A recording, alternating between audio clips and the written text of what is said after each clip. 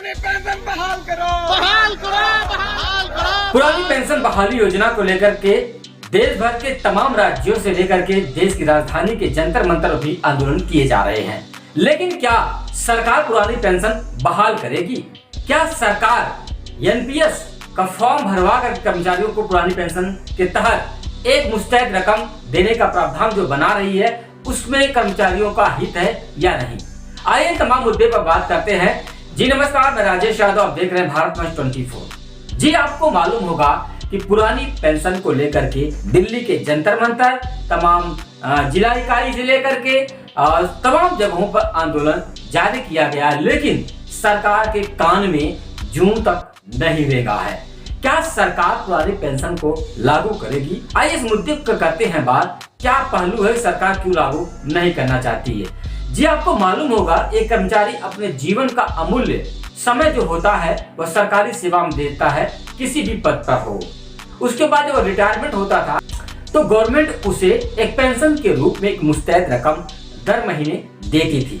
लेकिन उसमें आपको बता दें कि कर्मचारियों का जो समय बीता था, जो सेवा दी, उसी सेवा भाव के आधार पर कर्मचारियों को एक मुस्तैद रकम महीने दर महीने मिलती थी, जिसमें कर्मचारियों का कोई भी हिस्सा शामिल नहीं होता था और बुढ़ापे के लाठी का सहारा सरकार बड़े आसानी से लोगों को देती गई। लेकिन आपको बता दें कि यह बुढ़ापे के लाठी का सहारा जो थी सरकार ने 1 जनवरी 2004 को बंद कर दी है। और इसी को लेकर के तमाम कर्मचारी जो है जिला इकाई से लेकर के राज्य इकाई से लेकर के तमाम जगहों पर आंदोलन सभी लोग कर रहे हैं, अलग अलग संगठन बना करके। लेकिन आपको बता दें, क्या सरकार इन आंदोलन के जरिए इनकी बात मान लेगी? क्या इनके जो रहनुमान है, जो लोग मानने वाले हैं, जो उनके नेतागण है, क्या इस सरकार से मिल करके पुरानी पेंशन को लागू करा पाएंगे? देखिए, मैं आपको साफ तौर पे कहता हूँ कि पुरानी पेंशन सरकार लागू नहीं करे। केंद्र सेंट्रल गवर्नमेंट है, जहाँ पर आप लोग बार बार सरकार को घेरते हैं। यहाँ पर सरकार ने अभी तक पुरानी पेंशन को लेकर कुछ कहा? कुछ नहीं कहा। क्योंकि उन्हें मालूम है कि पुरानी पेंशन में जो मुस्तैद रकम जा रही थी वह सरकार की जा रही थी और सरकार ये घाटे का सौदा अब नहीं करना चाहती है और ना तो करेगी। क्योंकि आपको बता दें कि जो एनपीएस है इसमें प्रावधान बनाया गया है कि 18% जो प्रावधान है उसमें सरकार भी अपना योगदान दे रही है और कर्मचारियों का भी योगदान होगा। यह पेंशन जो है पूरी तरह से मार्केट बेस पर है। मार्केट जैसा होगा वैसे आपको पेंशन मिलेगी। दूसरा भी इसमें एक प्रावधान बनाया गया है कि आपके सैलरी का 50% आपको दिया जाएगा, जिसमें महंगाई भत्ता इत्यादि जुड़कर मिला जाएगा, जुड़कर दिया जाएगा। लेकिन इसके बीच वही है कि जब ओल्ड पेंशन में कर्मचारी रिटायर होता था उसका 50% आपके सैलरी का मिलता था पेंशन के रूप में। जो सरकार ने नई स्कीम बनाई है एनपीएस के तहत, इसमें भी उन्होंने कहा है कि हम एनपीएस में भी आपको आपके सैलरी का 50% देंगे, लेकिन उसका कारण है कि आपको सेवा का लगभग 25 साल तक एनपीएस में जमा करना होगा। वो परसेंटेज आप देखे होंगे उतना ही भी है।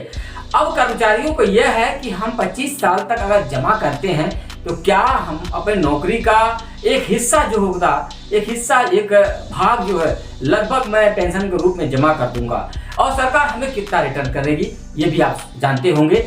आपको बता दें कि जो सरकार एनपीएस की तरह प्रावधान बनाई है, यह प्रावधान पूरी तरह से आपको बता दें कि बहुत पारदर्शी नहीं है। क्योंकि आपको मालूम होगा अगर आपने आज 1 लाख रुपया जमा किया तो सरकार ने बताया कि 25 साल, अगर आपने 1 लाख रुपया आज जमा किया, आज 1 लाख रुपए का 10 साल में आपका 2 लाख हो जाएगा। इसी तरह आप निकालिए कि आपका 25 साल में कितना जमा करेंगे और उस पर कितना रिटर्न हो जाएगा।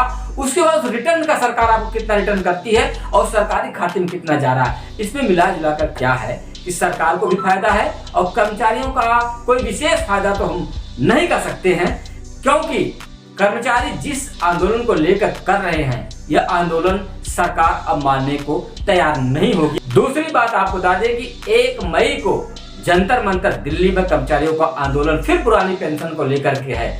लेकिन यह संगठन आपको बता दें कि जो कर्मचारियों का है यह समूहों में बटा हुआ है। अलग अलग समूह के लोगों का अलग अलग पेंशन की मांग है। अलग अलग तरीके से इनका जोर आजमाइश की जा रही है कहा जाए, या इनका धरना प्रदर्शन जिस तरह से छिटपुट तरीके से किया जा रहा है वो उससे तो सरकार को कुछ होने वाला नहीं है। अब लेकिन वहीं पर सरकार पुरानी पेंशन को पूरी तरह से आपको बता दें कि नहीं लागू करेगी। जिन क्षेत्रों में जहां लागू है वो लागू रहेगी। लेकिन सबसे बड़ी बात यह भी है कि इन कर्मचारियों के साथ भेदभाव सरकार क्यों कर रही है। यह बात आपको अटपटी इसलिए लगेगी कि एक नेता जो 5 साल की सेवा देता है और उसे एक मुस्तैद रकम पेंशन के रूप में मिलती है, वहीं पर बड़े अधिकारी जो है उनकी भी पेंशन लागू है। तो ये छोटे तबके के अधिकारियों के साथ जो कर्मचारी हैं इनके साथ क्यों ऐसा भेदभाव सरकार कर रही है? क्या बड़े कर्मचारियों को पैसा देने के लिए सरकार के पास है और छोटे कर्मचारियों की संख्या ज्यादा है, इस आधार पर सरकार नहीं भेदभाव कर रही है? क्या सरकार के लिए इसके लिए पैसे ही नहीं है? नेताओं के लिए पैसे हैं, उनके कैंटीन के लिए पैसे हैं, खाने के लिए पैसे उनके हैं, भरपूर खाओ, डीए ले लो, लेकिन इन कर्मचारियों के साथ एक ऋण है। कर्मचारी एक देश की ऋण है। अगर वो काम कर रहे हैं तो उसमें भी देश की सेवा कर रहे हैं और ये सेवा भाव है। उस सेवा भाव के आधार पर पिछली गवर्नमेंट, पिछली सरकारें दे रही थी पेंशन, तो ये सही था।